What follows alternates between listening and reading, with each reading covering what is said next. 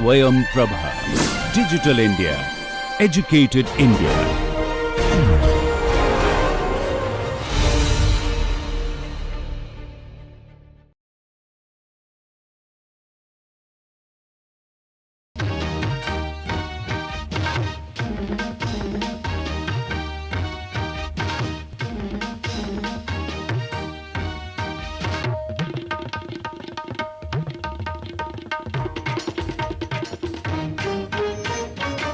Welcome back to the NPTEL course on Engineering Graphics and Design. We are on week 11. In this week, we will discuss how to assemble components together so that at the end we get the machine or a device in an assembled manner. So, last few weeks we discussed about how to create the part models. We will use those part models to create what we now call it as assemblies. For creating these assemblies, we will be using constraints, and the options of how to create these constraints will be discussed with the software in this lecture. So, there are two kinds of assemblies one can create using the Inventor software. One is the top down assembly, the other is the bottom up assembly. So, starting with the top down assembly, here Inventor has an assembly environment. So, in that assembly environment you can start by creating the part models and then assemble these components to create an assembly. In the second approach, which is the bottom up assembly, you create your components in the part environment, which we have already discussed in the last few weeks. So, once you have created those components using the part environment, then we go into the assembly environment, we call those parts that are already created. So, we start with the created parts in the assembly environment and then assemble them using constraints to come up with the final device or the machine. So, there is of course a hybrid approach where you can start with a bottom up assembly approach and later depending on the needs you can create some more components in the assembly environment itself. So, all these approaches are possible with the Inventor software. So, let us see how to get started with this assembly environment. So, this is the initial interface which by now we are all familiar with. To open or to get started with the assembly environment, we need to go to this ribbon, then the launch panel, within the launch panel go to the new tool. So, once you click on the new tool, we get a dialog box where we can select what templates we want to start with. So, once we go to the metric templates, then it suggests whether we are looking for a part model or an assembly model or drawing as well as presentations. Okay. Once you select the standard mm.iam, we then enter into the assembly environment. Here is the initial interface of the assembly environment where there are several tabs depending on what is our intent. By default we start with the assembly tab where we can build an assembly from the components which we will import here from the part models that are already created. So, let us get to the software and see how we can start building up assemblies. So, here is the initial interface. Let us select the new template. So, we will select this metric system and we have a bunch of templates starting with the part model templates, assembly model templates, drawing and presentation templates. Since we are interested in the creating an assembly model, so let us go to this standard mm.iam. Double clicking on it will take us to the assembly environment.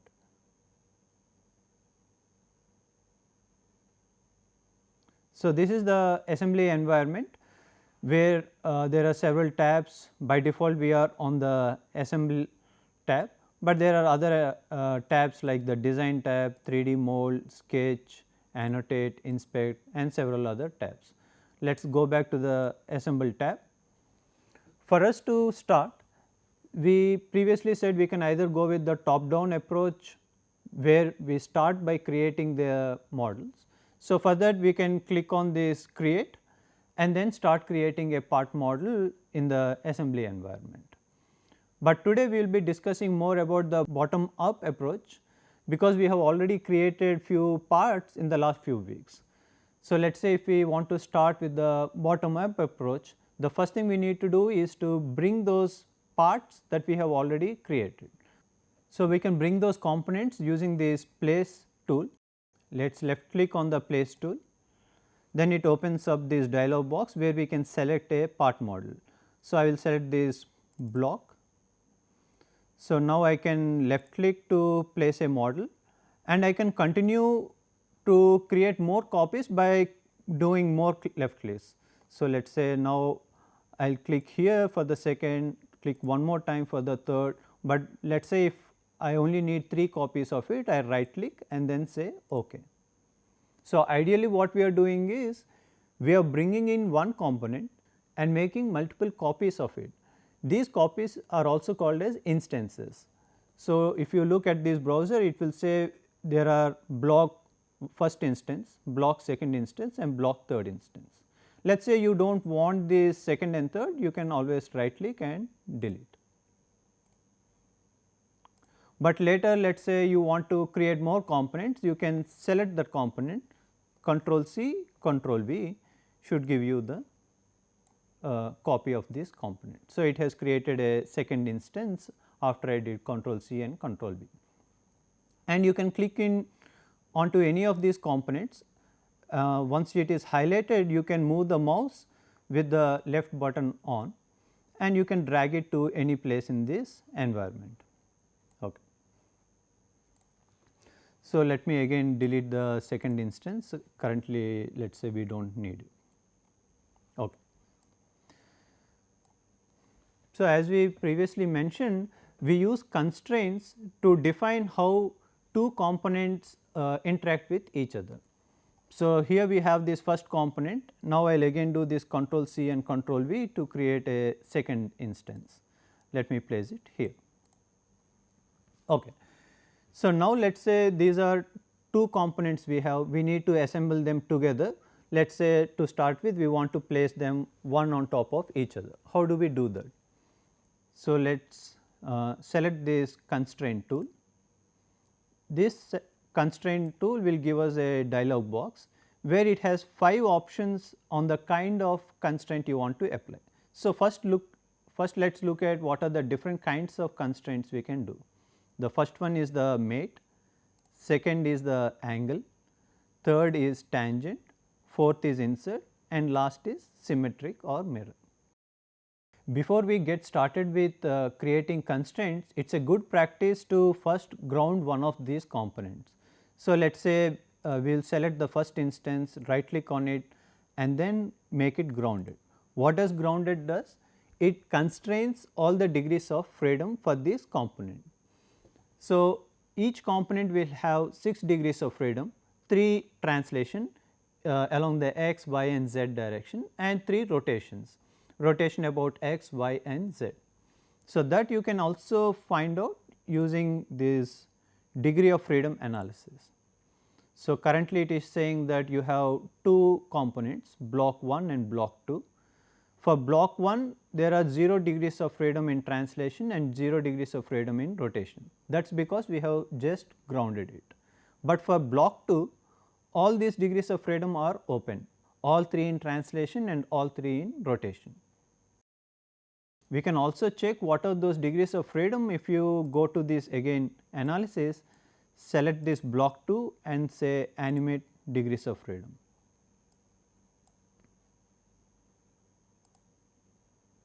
So, it is now showing it can move in translate in x, y and z and then rotate in x, y and z. Okay.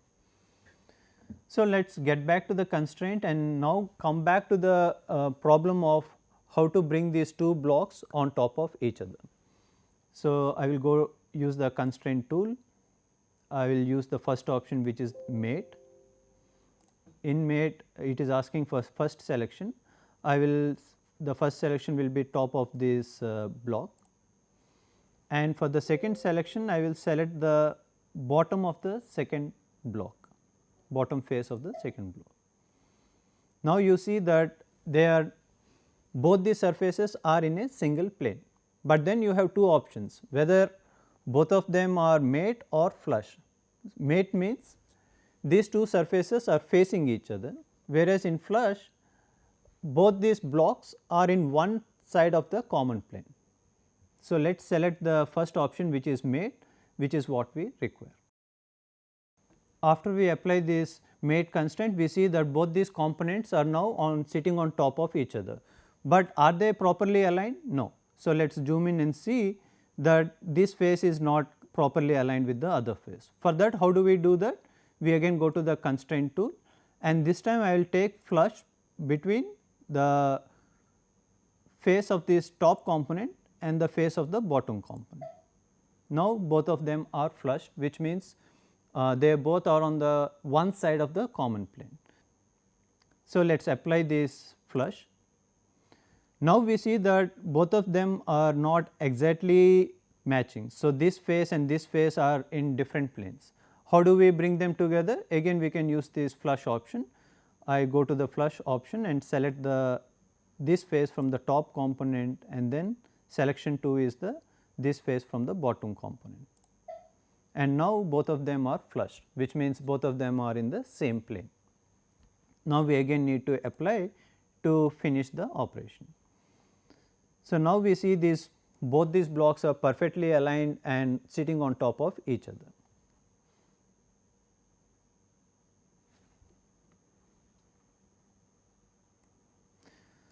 So, after this, now let us see the second option. Within constraint, the second option is this angle.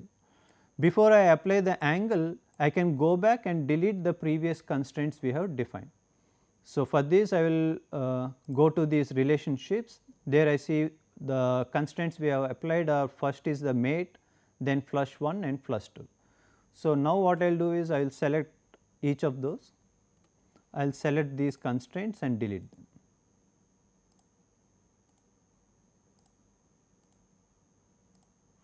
So, since I have already deleted those constraints, now I can move these parts, they are free to move. So, the second component again got back its 6 degrees of freedom. Now, we will look into the second type of the constraint, which is the angle constraint. Before I apply the angle constraint, let me make sure both these top faces are lying in the same plane. For that, I can do with the flush option. I will start with the mate type and then select top face of object 1 and top face of object 2, and then apply this flush, so that both of them are on one side of the common plane, and apply. So, let me move the second component away, but now probably if I rotate, you can see that even if I move, they are still in the same plane. So, probably if I look at the right side view, it will be more clear. I can only move it in this plane, but not out of the plane. Okay. Now, let us apply the angle constraint. For this, we need to select the second type, which is the angle, and I will select this first option, which is the directed angle. For this, we need to make two selections. The first selection is this face here, and the second selection is this face here. By default, the angle is 0 degrees, but let us say now we change it to 30. So, now it is showing me a preview of what happens if I apply this angle of 30. If this is what we want, we can simply apply, and then we have applied this angle constraint. But now let us say we want to change this angle. So, instead of 30, you want 90 degrees. So, you can always go back to the relation, click on it, and then it gives you an option to change. So, instead of 30, let me change it to 90 degrees. Okay. So, once we have updated with 90, both these selected faces we see are at an angle of 90 degrees to each other. Okay. Now, I can always again use the flush to bring them close to each other. So, let us say this face and this face I can flush, apply, and then let me see if there is any interference between them or not. So, we are not sure whether they are touching each other or not. So, for that let us apply this constraint and option mate. So, we will pick this face and the corresponding face on the other side. Now, they both are joining each other without any gap. Yes. So, now I can apply this mate constraint. Okay, these are options 1 and 2, where we have showed you how to use options of mate as well as apply the angle constraint. Now, let us look at other options. So, for example, we can start with this insert. Before I apply this insert, let me import another component that we have created. For this, I will go to the place tool and select this bolt. Again, let me place it here, right click and OK. So, now let me go back to the constraint tool. We said we will go with this insert type. For this, we need to apply these two selections. First selection, let us take the bolt, and the second selection, let us take this hole here. So, the moment we do that, then it understands that these are the two objects which needs to be inserted one inside the other. So, here we have two options, either we can say opposed or aligned.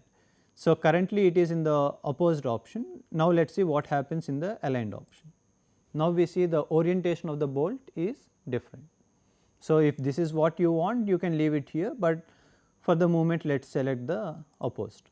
So, essentially it is looking at the axis of the bolt and the axis of the hole, and now looking whether these two axes should be aligned in the same direction or in the opposite directions.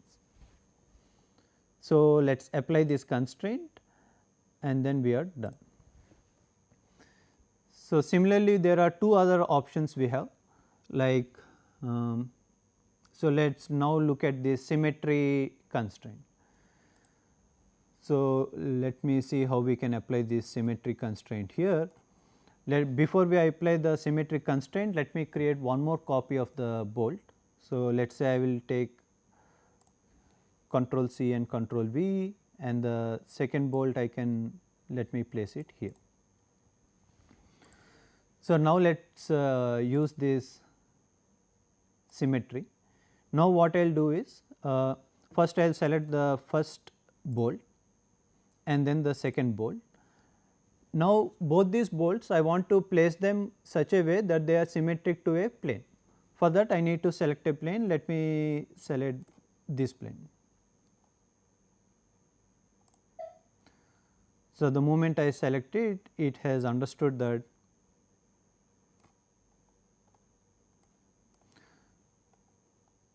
the distance between the second bolt from the plane is exactly same as the distance between the first bolt from the plane. Now, we notice that these both bolts are not in the same vertical position. So, for that we can simply do that by going to constraint and apply a flush between the top face of first bolt and the top face of the second bolt. Now, both of them are in the single plane, and that symmetry had made sure that both these bolts are symmetric about this common plane that we have selected previously. Apply, cancel. Let me go back to bolt 2 and see if there are any constraints. So, let me delete this and flush as well. Now, I can always inspect the degrees of freedom. Now, I see for bolt 2 both the translation and rotation, all the degrees of freedom are available. So, let me go to the constraint and see if we can apply this tangent. What this tangent does, it ensures that the two surfaces we have selected are tangential to each other. So, first let me select this circular surface here, and maybe for the second selection I will select this surface. Let me zoom in and select this surface. Now, we see that both these surfaces are tangential to each other. Here too there are two options within solution. The first one is the inside and the other is outside. Depending on which one you need, you can choose either of these tangential constraints. So, let me say inside and apply. So, now if I zoom in, I can see at this line, for example, both these surfaces, the circular surface of the bolt as well as the planar surface of this block, both of them are tangential to each other. Okay. So, let me move this slightly away. So, these are the several constraints one can apply, but if you look closely, there are other options like motion, translation and constraint set. It will be helpful to animate the device, but for the current lecture we will focus on the assembly tool. Okay. So, now once we are done with the assembly, let me delete this bolt.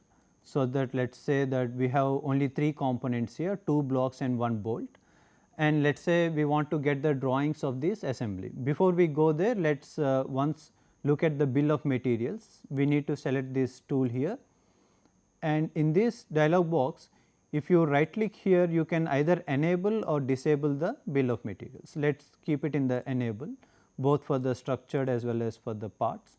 Right click and enable, and let us say done. Now, let us save it and now open a template for the assembly drawing.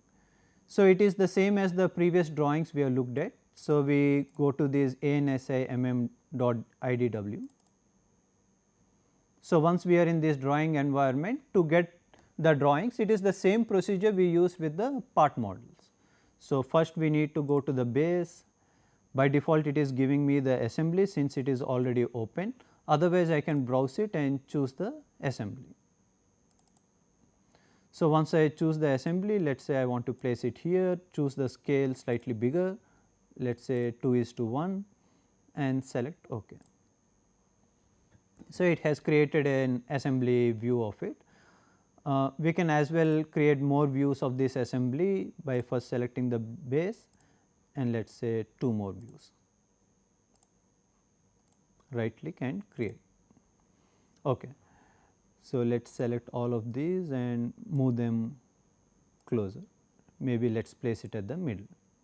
Now, for us to place the bill of materials, we need to go to annotate and then go to this part list.